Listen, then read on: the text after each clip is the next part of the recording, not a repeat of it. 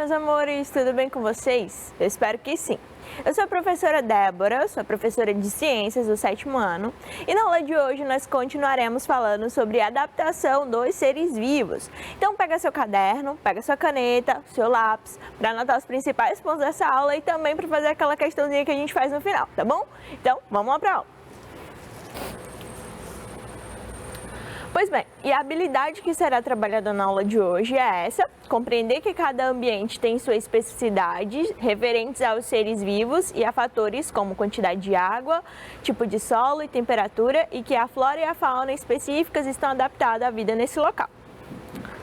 Beleza, pessoal? Na aula passada nós falamos sobre uma série de adaptações e que todos os seres vivos, para serem inseridos em um ambiente, eles necessitam passar por essas adaptações. Nós falamos muito sobre adaptações ao frio, não é? Adaptações ao calor, então tudo isso é adaptação de um ser vivo.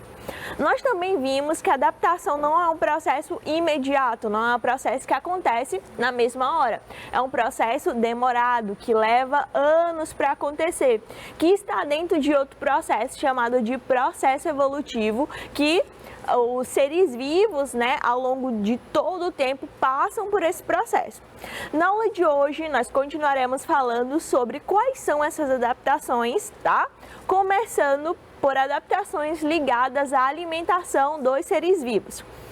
E uma coisa interessante que eu quero mostrar para vocês é que é o seguinte: sabe o tamanduá? Então, a língua do tamanduá, ela é revestida por um muco e ela é grande. Olha só como é a língua de um tamanduá. Deixa eu só pegar aqui um laserzinho, pronto. Olha só a língua do tamanduá como que é grande. E essa língua dele é revestida por um muco. Porque o tamanduá, ele se alimenta de animais pequenos, como por exemplo formigas. Tá?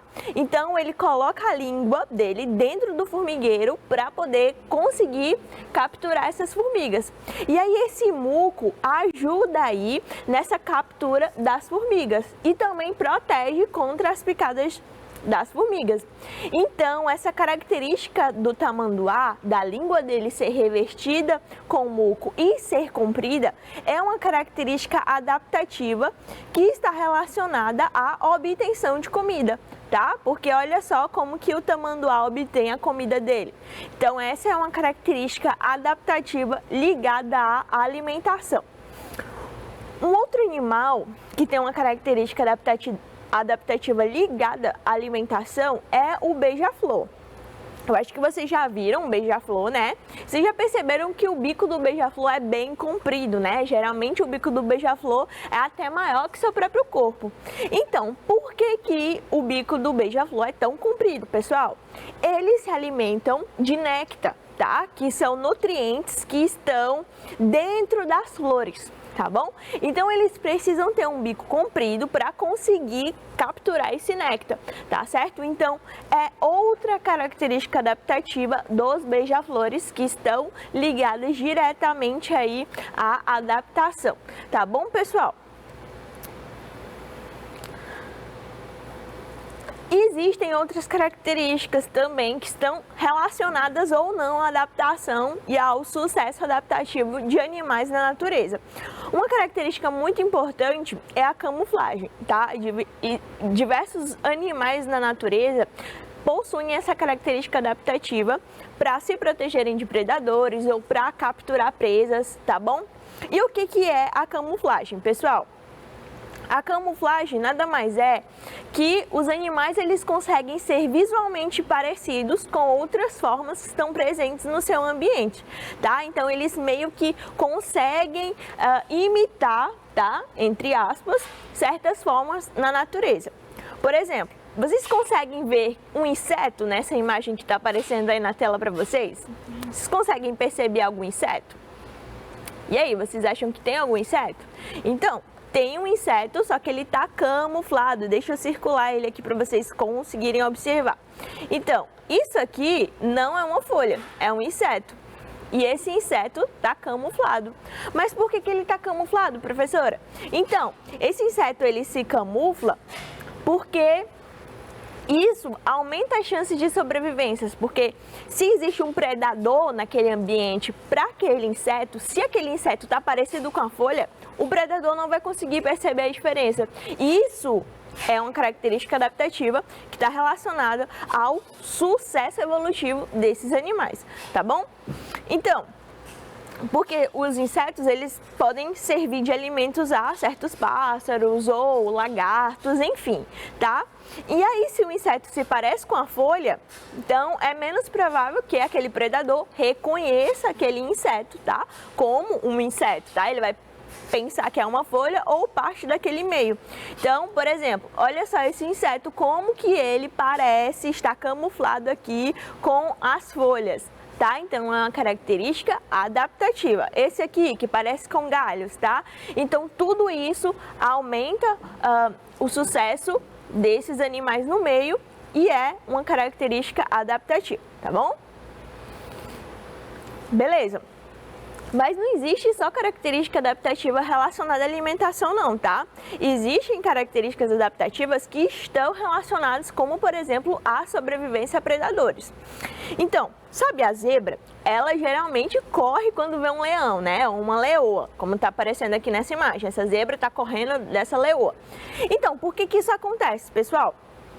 Porque essa habilidade de fuga, tá, é uma característica adaptativa que reduz as chances da zebra virar um alimento para o leão ou a leoa. Então, isso aumenta a chance adaptativa e o sucesso de sobrevivência desse animal no meio. Então, a corrida da zebra, na realidade, é uma característica adaptativa de fuga, tá bom?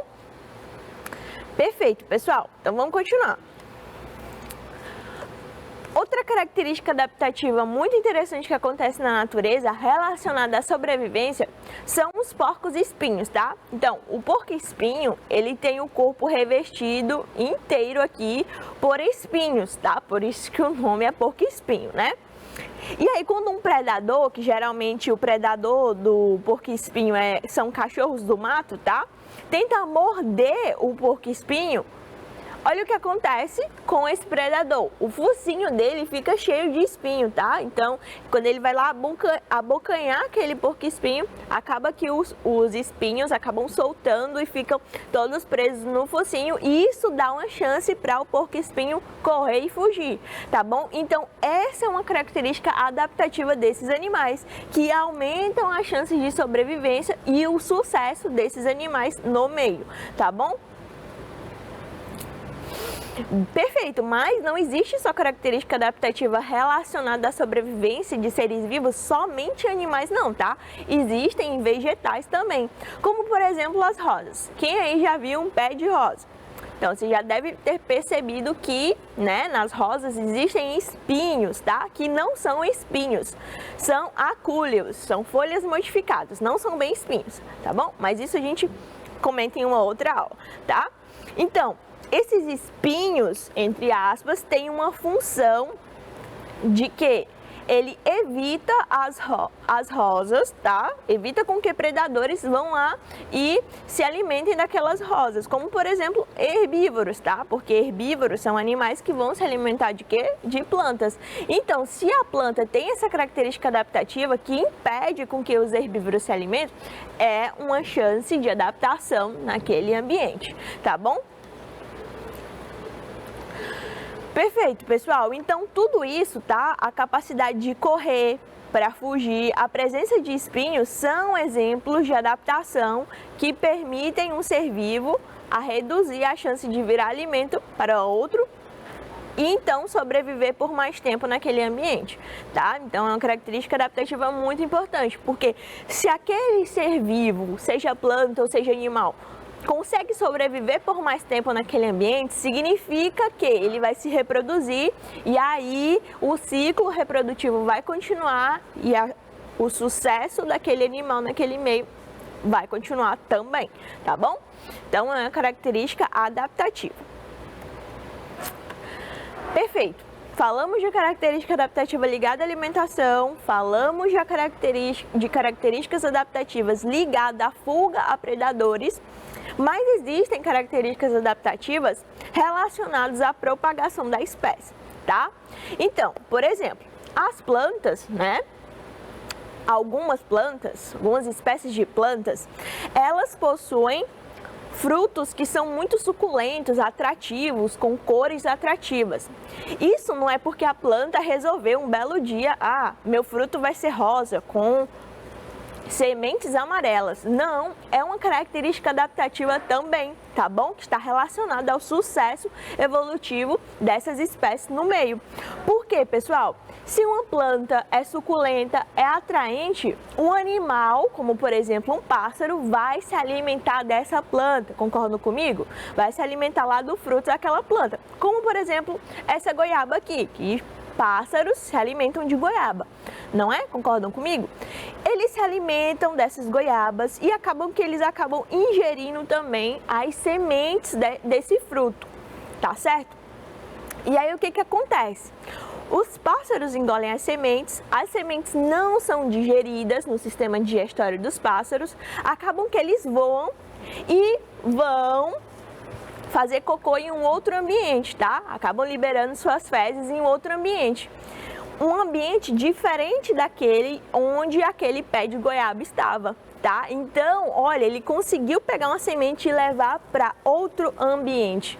Isso está relacionado com a propagação da espécie dessa goiabeira. Porque se a semente cair em um solo fértil, concordam comigo que vai nascer um pezinho de goiaba? E aí vai dar continuidade à espécie dessas goiabeiras. Então, isso é uma característica adaptativa também. Mas não são só pássaros que fazem isso, tá? Diversos outros animais, como eu coloquei aqui, as antas também fazem isso.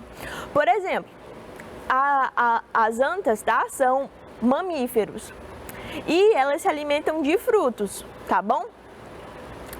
E aí ela acaba caminhando para outros ambientes, né? Elas se alimentam e acabam caminhando para outros ambientes e liberam suas fezes em outros ambientes. Então, o fruto que elas consumiram aqui nesse ambiente acabam que nascem em outros ambientes, tá? Então, isso está relacionado com a dispersão de sementes, que está relacionado diretamente com a propagação da espécie e é uma característica adaptativa, tá bom? Um outro exemplo de característica adaptativa relacionada à propagação de espécies em vegetais é o carrapicho, tá? Então, o carrapicho também tem aí uma adaptação ligada à propagação da espécie desse tipo de planta, tá bom? Quem aí já andou no meio dos matos sabe que se você vai de calça, né? Ou enfim, de leg, enfim, lá na sua roupa fica grudado uns carrapichozinhos, não é isso? Essas estruturazinhas aqui. Então, nessas estruturas aqui tem sementes, tá bom? Então, essa é uma característica adaptativa dessas plantas, porque essas sementes acabam sendo levadas de um ambiente, né, para outro ambiente. E aí, se essa semente cair em um solo fértil, vai acabar acontecendo o quê? Propagação da espécie. E é uma característica adaptativa, tá bom? Um outro exemplo também de característica adaptativa relacionada à propagação da espécie são os dentes de leão, tá?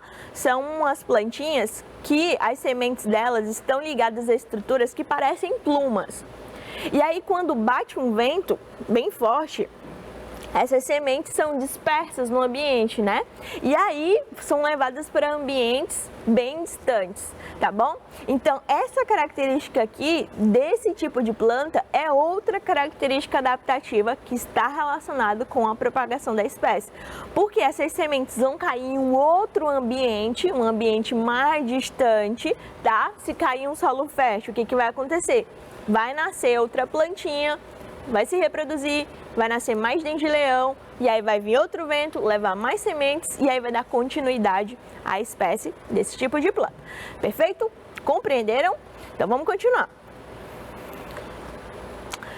Beleza, pessoal? Então falamos de característica adaptativa ligada à alimentação, ligada à fuga de predadores, ligada à propagação de espécies, mas existem características adaptativas que estão relacionadas com a interação com outros seres vivos, tá? Porque os seres vivos, eles não estão lá no meio estáticos, não. Eles acabam interagindo no meio, tá? Então, pessoal, existem diversas interações entre os seres vivos. E uma delas é a relação do herbívoro com o vegetal, tá? Como, por exemplo, aqui desse boi e do capim que ele consome. Existe uma relação entre eles, tá certo?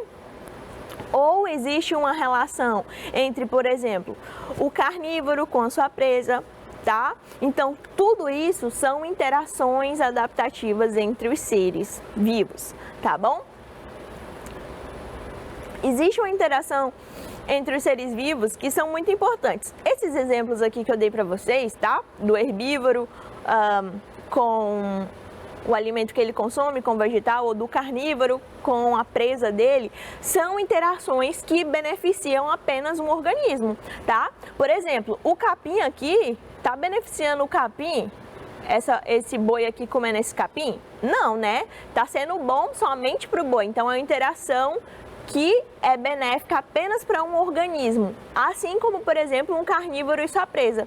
Quando um leão consegue pegar a zebra, abocanhar a zebra, tá, e acabar se alimentando da carne da zebra, é benéfico para a zebra? Não, apenas para o leão. Mas existem interações entre os seres vivos que são características adaptativas que são benéficas para ambos os seres vivos. Um exemplo que eu já até falei nas aulas passadas é entre o peixe-palhaço, o Nemo, tá bom? E as anêmonas. Então, anêmonas são seres vivos, são quinidários, tá bom? Invertebrados que aqui nesses tentáculos das anêmonas, tá? Possuem substâncias que são tóxicas. Então, qualquer outro peixe que encostar nesses tentáculos acabam morrendo, porque essas substâncias tóxicas paralisam os outros peixes. Só que os peixes palhaços, eles têm o corpo revestido por uma substância, por um muco, que ele não consegue... a anêmona não consegue ser tóxica para esse tipo de peixe, tá bom? Então, eles conseguem ter uma boa relação entre eles. Por quê, pessoal? O peixe-palhaço fica protegido nas anêmonas, como ele está aqui, tá bom? Então, ele fica lá protegido, outros peixes maiores não conseguem capturar esses peixes, tá?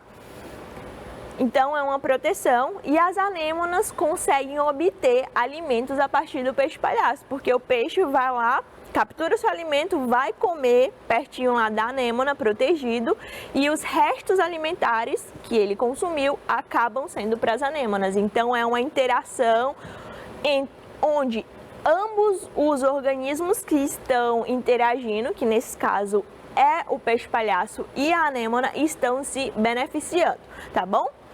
Então, é uma relação benéfica para ambos e também é uma característica adaptativa entre esses dois seres vivos, tá bom? Perfeito, pessoal? Beleza. Mas existe algo muito importante nos ecossistemas que é chamado de fluxo de energia, que nós já até comentamos na aula passada sobre adaptação. Nós falamos de cadeias e teias alimentares, não é? E existe uma regra na natureza, uma regra muito importante, que é a seguinte: todo ser vivo precisa de energia para sobreviver. Todos, sem exceção, tá?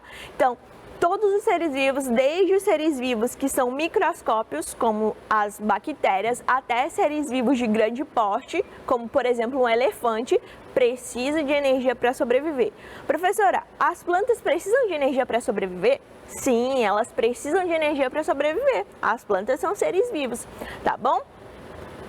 Então, a partir disso eu posso dizer que produtores precisam de energia para sobreviver. E como que esses produtores obtêm energia? Pessoal, através do processo de fotossíntese, tá bom? As plantas conseguem sintetizar o próprio alimento através desse processo, sintetizar a glicose, e aí com a glicose elas vão utilizar a glicose para acabar compondo todas as partes para crescer, nascer flores, nascer frutos e assim sucessivamente, beleza? Os herbívoros obtêm energia da onde, gente? Consumindo aí esses produtores, que são as plantas, tá bom? Os carnívoros obtêm energia através das suas presas e os onívoros obtêm energia tanto das plantas quanto dos outros animais, tá bom? Perfeito.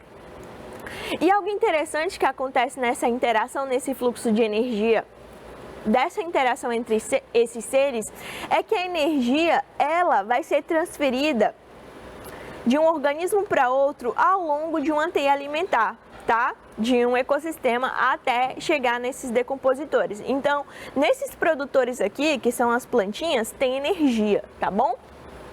Essa energia, parte dessa energia passa para os consumidores primários, os herbívoros. Então, nesse caso aqui é esse insetozinho aqui, tá bom? Parte da energia que esse inseto conseguiu obter comendo essa plantinha vai ser transferida aqui para esse sapo. E parte dessa energia vai ser transferida aqui para esse gavião, tá bom? Então a energia flui ao longo dessas cadeias e teias alimentares que acontecem no ambiente, tá bom? Perfeito, gente.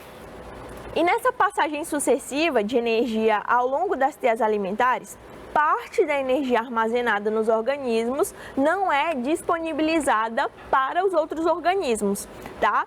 Isso acontece devido a alguns fatores. O primeiro é porque partes de um organismo, tá, que não são ingeridas e outros que são ingeridos não são aproveitadas. Como por exemplo, como assim, professor? Então, a planta, a entrada de energia no ecossistema acontece através do sol, tá bom? Então, a entrada de energia em um ecossistema acontece através do sol. As plantas conseguem pegar a luz solar, mais gás carbônico, mais água, transformar isso em glicose e oxigênio, tá bom? Por aquele processo que você já conhece, chamado de fotossíntese. Mas parte dessa energia a planta utiliza para ela mesma. Então, porque a planta precisa crescer, né? Precisa desenvolver suas folhas, seus caules, enfim. Então, parte dessa energia fica lá na planta, tá? Então, apenas outra parte de energia, acompanha a setinha laranja, passam para os herbívoros, os consumidores primários. Então, não é toda a energia que a planta obteve que passa, tá? Parte dessa energia é perdida. Assim como o gafanhoto conseguiu aqui capturar energia, mas o sapo não vai conseguir obter toda a energia que o gafanhoto capturou da planta, tá? Parte dessa energia é perdida na forma de fezes, na forma de urina, no metabolismo que aquele organismo precisa desenvolver lá no seu corpo para a sobrevivência, tá bom? Então, apenas parte dessa energia é passada, beleza? Perfeito, gente. Então, uma conclusão que a gente pode tirar dessa discussão é que tanto nas cadeias como nas teias alimentares, a energia sempre flui em um único sentido e ela não é toda a energia que chega lá, somente é parte dessa energia e aí essa energia vai chegar aos decompositores, tá bom? Beleza. Só que essa energia, ela não passa e chega nos decompositores e acabou não, tá bom? Há um fluxo de energia, tá? Que a gente chama de fluxo de matéria nos ecossistemas. Como assim, professor? Prestem atenção. Então, você tem uma plantinha que está em um determinado solo, né? Deixa eu pegar aqui uma canetinha. Então, você tem uma plantinha aqui nesse solo, tá? Essa plantinha faz fotossíntese, beleza? Consegue sintetizar a glicose direitinho, consegue crescer. E aí vai um gafanhoto e vai lá e come aquela plantinha. Parte da energia daquela planta é transferida para aquele gafanhoto. Não é isso? Beleza, então aquele gafanhoto vai ser consumido por um sapo, tá? E aquele sapo acaba morrendo, né? E aí vai ser decomposto lá pelos seres decompositores, tá? Como bactérias, fungos e etc. Parte dos nutrientes resultantes dessa decomposição voltam para o solo na forma de matéria orgânica que as plantas utilizam para crescer. Então, percebam que há um ciclo aqui, tá bom? Há um ciclo. E esse é o fluxo de matéria nos ecossistemas, tá? Isso acontece também com os gases que nós expiramos e inspiramos. Prestem atenção, nós inspiramos qual gás? Oxigênio, não é isso? Nós utilizamos o oxigênio na nossa respiração.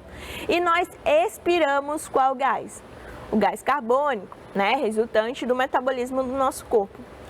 O gás carbônico é o gás que as plantas utilizam para sintetizar a glicose, tá? Então, todos os organismos que expiram gás carbônico, as plantas conseguem capturar esse gás carbônico e liberam o oxigênio. E aí, nós, seres vivos, que não conseguimos produzir o nosso próprio alimento, fazemos o quê? Capturamos esse gás oxigênio. Então, há um ciclo aqui, tá certo? Então, esse é o fluxo de matéria. Perfeito, pessoal. E além de tudo isso, desse fluxo de energia, desse fluxo de matéria, existem aí as pirâmides de biomassa, tá? Então, uma pirâmide de biomassa permite ilustrar que num ecossistema a massa total de produtores sempre vai ser maior que a massa total de consumidores herbívoros ou consumidores primários, tá?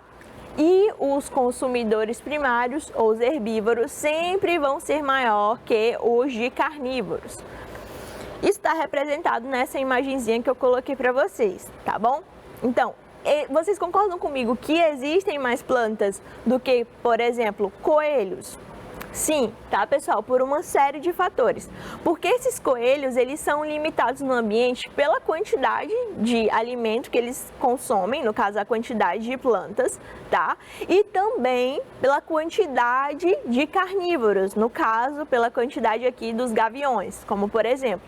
Então, existe um equilíbrio, tá? Então, se um ambiente tiver mais coelho do que planta, esse ambiente vai estar desequilibrado. E esse equilíbrio, tá, que acontece nos ecossistemas, são representados aqui pelas pirâmides de biomassa, tá bom? Perfeito. Então, para terminar, foi muita coisa, né? Mas para terminar, para sintetizar tudo o que eu falei, trouxe uma questãozinha para respondermos juntos, tá bom? Então, vamos lá. Em um local existe a cadeia alimentar representada pelo esquema ao lado, que pode acontecer. O que pode acontecer com esse ecossistema se a quantidade de sapos diminuir? Então, imaginem que em um determinado ambiente, perto da casa de vocês, essa cadeia alimentar aqui está acontecendo, tá? Existe um produtor, um consumidor primário, secundário, terciário, consumidor final e os decompositores. Mas se os sapos de repente desaparecerem, o que vai acontecer com essa cadeia alimentar aqui? Vamos lá. A quantidade de consumidor primário diminuiria e aumentaria os consumidores terciários? Então, não, porque os sapos não estão relacionados diretamente com os produtores, então não é letra A, tá bom? Os produtores morreriam e os consumidores terciários também? Não, tá bom? Porque os consumidores secundários, no caso o sapo, não se alimenta diretamente do produtor, tá bom? Então, também não. Os consumidores finais e os decompositores seriam os únicos afetados? Também não, tá bom? A quantidade de consumidores primários aumentaria e não teria alimento para os consumidores terciários? Sim, resposta letra D, tá bom?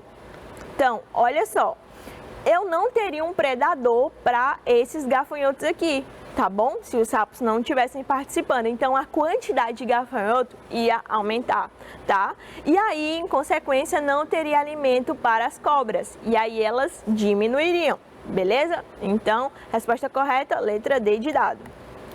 Então, eu encerro minha aula falando que a natureza é a nossa casa, então cuide bem dela, tá bom, pessoal? Então, essa foi a nossa aula de hoje, espero que vocês tenham gostado. Um forte abraço, um beijo e até a próxima.